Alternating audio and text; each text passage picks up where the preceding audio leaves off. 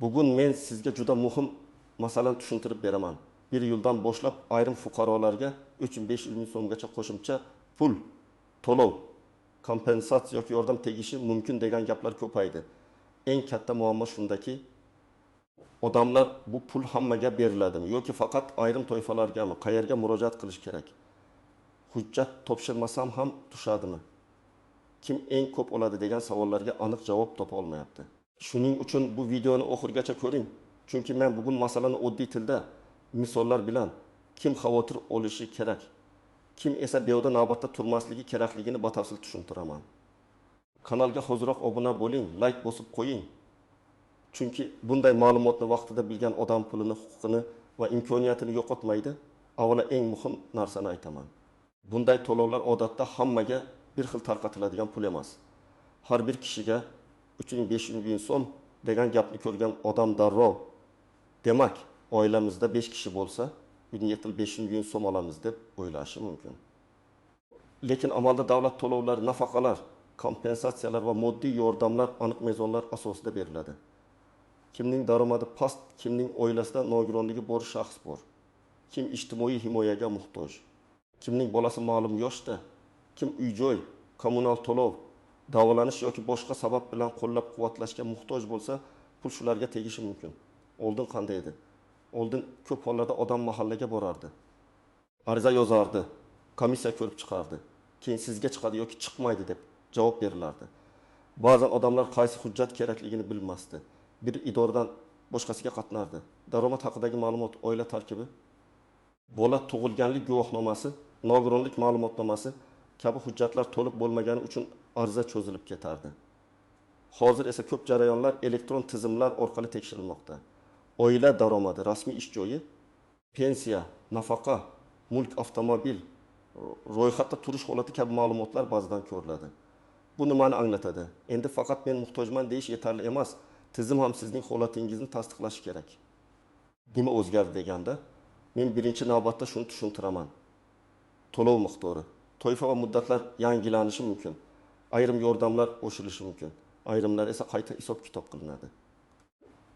Iyul sanasi ko'p hollarda budjeti, nafaqa, ish haqi tarif yoki ijtimoiy to'lovlar bo'yicha yangi tartiblar kuchga kiradigan davr bo'lishi mumkin. Shuning uchun odamlar bu sanaga jiddiy qarashi kerak. Lekin aniq pul olish uchun har bir fuqaro o'z toifasini bilishi kerak. Men bugun sizga aynan shu xaritasini beraman. Endi kimlar eng ko'p e'tibor berish kerakligini birma-bir ko'rib chiqamiz. Birinchi toifa bu kam ta'minlangan oilalar. Agar oilada daromad kam bo'lsa, rasmiy ish bilan band bo'lmaganlar ko'p bo'lsa, bolalar soni ko'p bo'lsa, ijarada yashasa, davolanish xarajatlari bo'lsa, bunday oila ijtimoiy yordamga nomzod bo'lishi mumkin. Masalan, oilada ota bir o'zi ishlaydi. Oilaga 2800 ming so'm, ona uyda 3 nafar bolaga qaraydi. Ulardan biri maktabgacha yoshda. Bunday vaziyatda oilaning har bir a'zosiga to'g'ri keladigan daromad past bo'lishi mumkin. Agar tizim ham buni tasdiqlasa, oilaga moddiy yordam yoki bolalar nafaqasi tayinlanishi ehtimoli bor. Ikkinchi toifa bu bolali oilalar. Ayniqsa kichik yoshdagi bolasi bor. Maktab yoshidagi farzandlari ko'p. Yolg'iz ona yoki yolg'iz ota bo'lgan oilalar buni diqqat bilan tekshirishi kerak. Masalan, ayol 2 farzandini o'zi tarbiyalayapti. Rasmiy aliment olmaydi, ish haqi 1.900 ming so'm. U menga hech narsa chiqmaydi deb o'ylab yurishi mumkin. Lekin uning holati mahalla ijtimoiy xizmat va elektron tizim orqali o'rganilganda unga yordam tayinlanishi mumkin. Bu yerda muhim narsa ariza bermasdan, ma'lumotlarni tekshirtirmasdan menga baribir chiqmaydi deb chetda qolib ketmaslik kerak. Uchinchi toifa bu nogironligi bo'lgan shaxslar va ularni parvarish qilayotgan oilalar. Agar oilada I yoki II guruh nogironligi bo'lgan shaxs bo'lsa, nogiron bola bo'lsa, doimiy parvarish kerak bo'lsa, xarajatlar oddiy oilanikidan ancha ko'p bo'ladi. Dori-darmon, tekshiruv, transport, maxsus ovqatlanish, reabilitatsiya, ba'zan ishlay olmaslik holati oilaning moliyaviy ahvoliga bevosita ta'sir qiladi. Misol uchun, oilada 20 yoshli nogiron bola bor. Ona uni parvarish qilgani uchun ishlay olmaydi. Ota esa kunlik ish qiladi va daromadi barqaror emas. Bunday oilalar albatta o'z huquqlarini tekshirishi kerak. Chunki ko'p yordamlar aynan parvarish, davolanish yoki ijtimoiy himoya ehtiyojidan kelib chiqib belgilanadi. 4-toifa bu pensionerlar va doimiy daromadi juda past bo'lgan keksalar. Ayrim pensionerlarning pensiyasi dorilarga ham yetmaydi.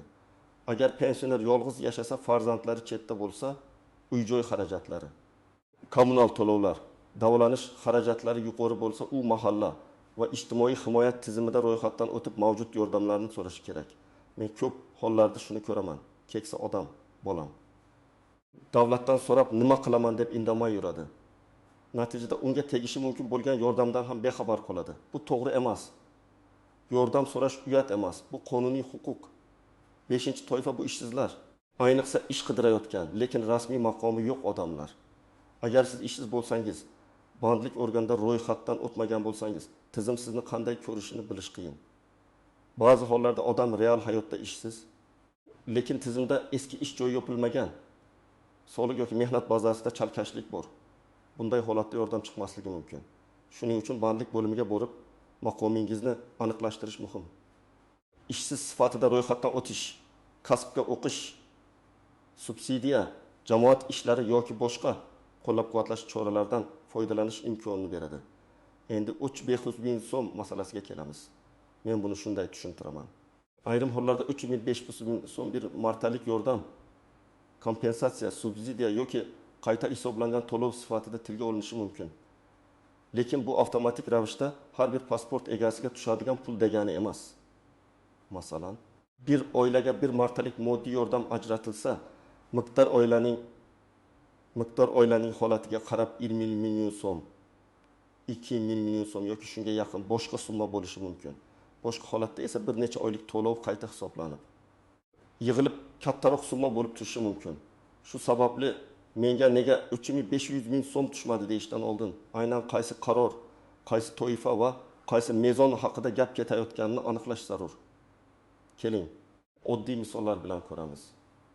Birinchi misol, Toshkent viloyatida yashovchi oila. 4 nafar farzand bor. Ota rasmiy ishlaydi, ona uy bekasi, oilaning umumiy daromadi 3200 ming so'm. Agar oilaning mulki qo'shimcha daromadi, avtomobil va bankdagi tushumlari mezonlarga mos kelsa, bolalar nafaqasi yoki moddiy yordam olish ehtimoli bor. Lekin agar otaning nomida qimmat avtomobil bo'lsa yoki oilaga muntazam katta pul o'tkazmalari tushsa, tizim bu oila muhtoj emas deb baholashi mumkin. Demak, faqat bolalar soni emas, umumiy iqtisodiy holat ham muhim. Ikkinchi misol, Samarqandda yashovchi yolg'iz ona, 2 farzandi bor, rasmiy ishlamaydi. Lekin tikuvchilik qilib oyga taxminan 1000-5000 ming so'm topadi. U daromadini rasmiy ko'rsatmagan bo'lishi mumkin. Agar u yordam so'rasa, mahalla uning yashash sharoitini, bolalarini, aliment holatini, uy-joyini o'rganadi.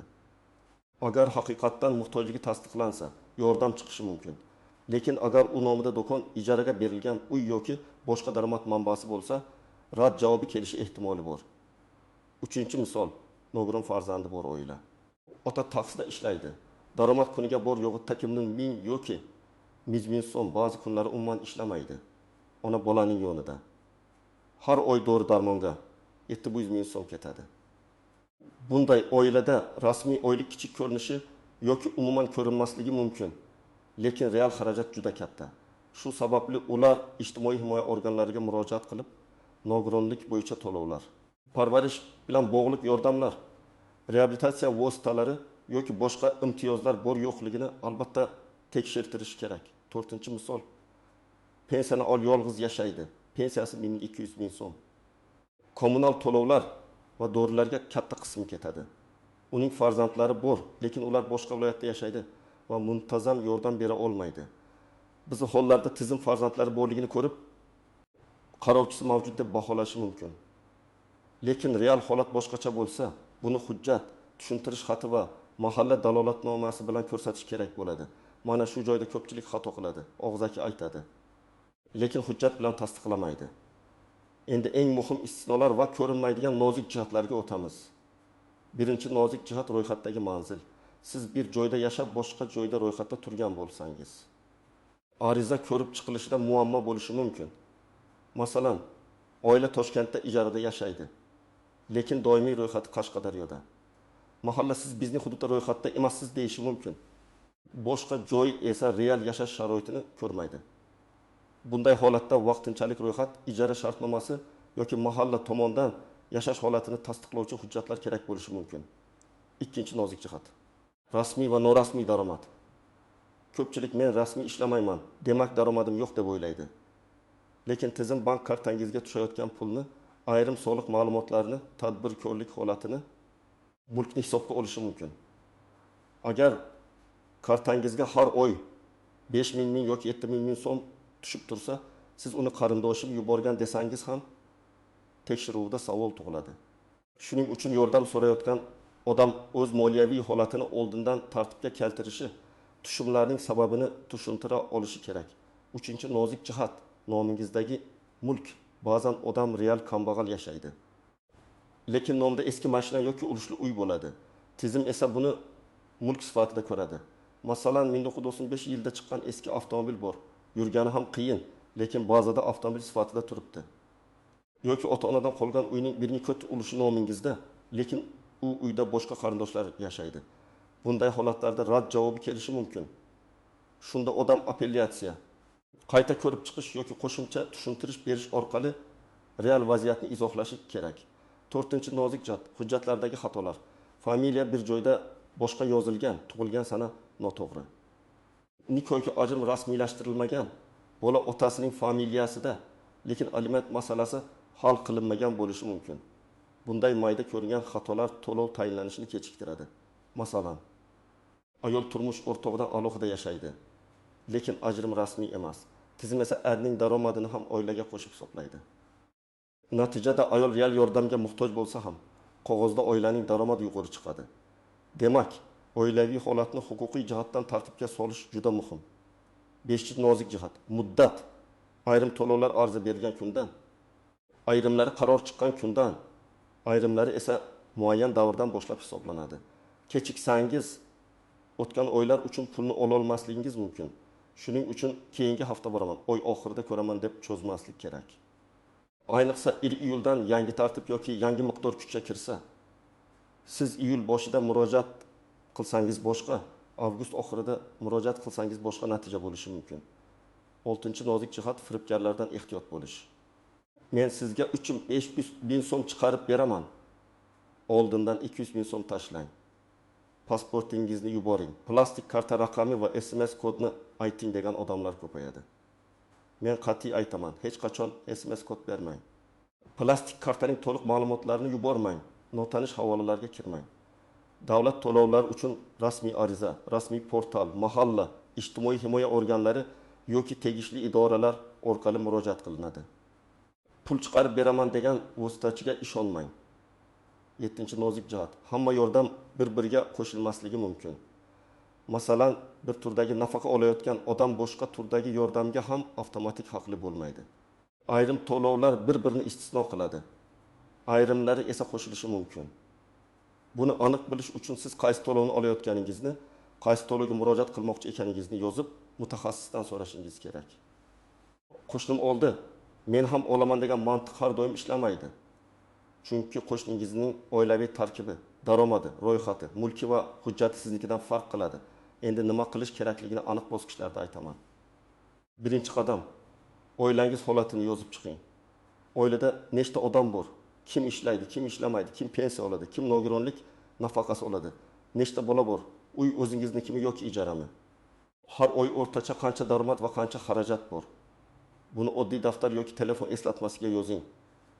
Chunki idoraga borganda odam hayajonlanib, muhim ma'lumotlarni unutib qo'yadi. Ikkinchi qadam, hujjatlarni tayyorlang. Odatda pasport yoki ID karta, bolalarning tug'ilganlik guvohnomasi, nikoh yoki ajrim haqidagi hujjat, nogironlik ma'lumotnomasi, pensiya yoki nafaqa haqida ma'lumot, ijara shartnomasi, bank rekvizitlari, daromad haqida ma'lumot. Mahalla dalolatnomasi kerak bo'lishi mumkin. Har bir holatda ro'yxat farq qiladi, lekin asosiy hujjatlar shular. Hujjatlarni telefoningizda rasmiga olib qo'ying, lekin shaxsiy ma'lumotlarni begonalarga yubormang. 3-qadam. Mahallaga yoki ijtimoiy himoya mas'ullariga murojaat qiling. Menga pul bering deb emas. Aniq qilib, mening oilam ijtimoiy yordam mezonlariga mos keladimi? Qaysi to'lovlarga ariza berishim mumkin? Rad etilsa sababini yozma tarzda olsam bo'ladimi deb so'rang. Savolni to'g'ri berish juda muhim. Chunki umumiy gapga umumiy javob beriladi. Aniq savolga esa aniq yo'l ko'rsatiladi. To'rtinchi qadam. Rasmiy portallar va davlat xizmatlarini tekshiring. Agar siz elektron xizmatlardan foydalana olsangiz, yagona interaktiv davlat xizmatlari portali tegishli vazirlik yoki ijtimoiy himoya tizimining rasmiy kanallari orqali ma'lumot oling. İnternetda tarqalgan skrinshot, noma'lum kanal yoki tez tarqating degan xabarlarga emas, rasmiy manbaga ishoning. Agar qaror raqami, sanasi, to'lov nomi aniq ko'rsatilmagan bo'lsa, bu xabarni tekshirmasdan ishonmang. 5-qadam, ariza berganingizdan keyin javobni kuzating. Ko'pchilik ariza beradi-yu, keyin unutadi. Holbuki siz arizangiz qaysi bosqichda, qachon ko'riladi, rad etilsa nima sababdan rad etildi, qayta topshirish mumkinmi? Qo'shimcha hujjat kerakmi? Bularni bilishingiz kerak. Agar og'zaki rad etilsa, iloji bo'lsa yozma asos so'rang. Chunki yozma sabab bo'lsa, xatoni tuzatish osonroq bo'ladi. 6-qadam, rad javobidan qo'rqmang. Rad javobi bu hammasi tugadi degani emas. Ba'zan bitta hujjat yetishmaydi. Ba'zan tizimda eski ma'lumot turadi. Ba'zan oilaviy holat noto'g'ri ko'rsatilgan bo'ladi. Masalan, siz ishdan chiqqansiz, lekin bazada hali ham ishlayapti deb turibsiz. Yoki bola siz bilan yashaydi, lekin ro'yxatda boshqa manzilda. Bunday xatolarni tuzatib, qayta murojaat qilish mumkin. 7-qadam, oilangizdagi har bir odamning huquqini alohida tekshiring. Masalan, ota ishi sifatida bandlik xizmatidan foydalanishi mumkin. Ona bolalar nafaqasi bo'yicha murojaat qilishi mumkin. Nogiron farzand reabilitatsiya vositalariga haqli bo'lishi mumkin. Pensioner bu boshqa turdagi yordamga nomzod bo'lishi mumkin. Bir oilada faqat bitta imkoniyat bo'ladi deb o'ylamang. Lekin har bir yordamning o'z sharti borligini unutmang. 8-qadam, pul tutsa, uni to'g'ri rejalashtiring. Agar sizga bir martalik 3.500 ming so'm yoki shunga yaqin summa tushsa, uni darrov mayda xarajatlarga sarflab yubormang. Avvalo eng zarur narsalarni ajrating.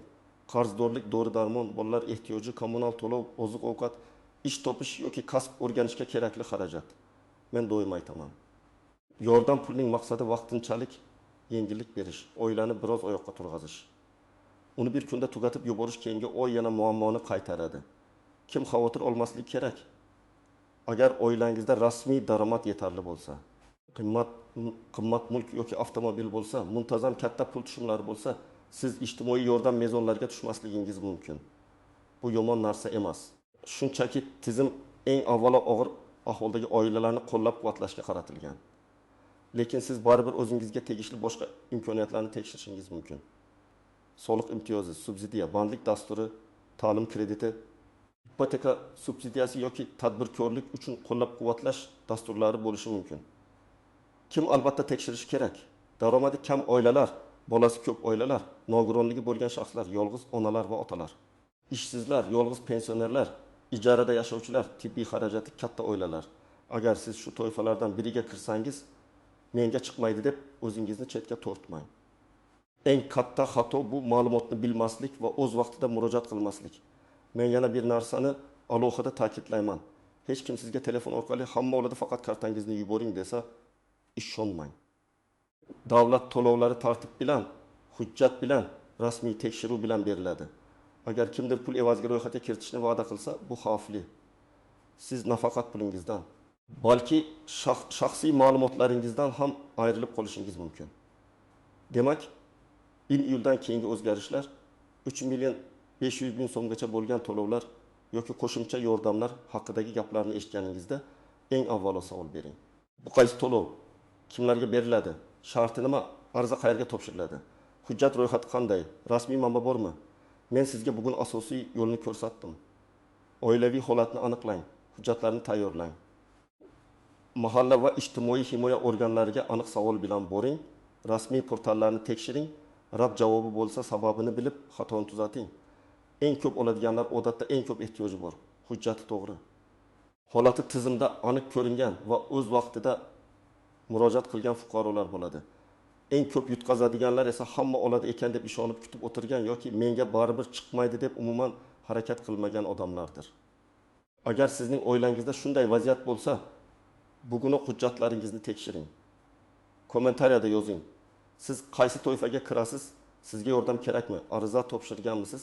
Javob qanday bo'lgan? Men keyingi videolarda eng ko'p uchraydigan savollarga alohida javob beraman. Videoga like bosing, kanalga obuna bo'ling va yaqinlaringizga yuboring. Chunki bu ma'lumot kimningdir haqiqiy yordam olishiga sabab bo'lishi mumkin.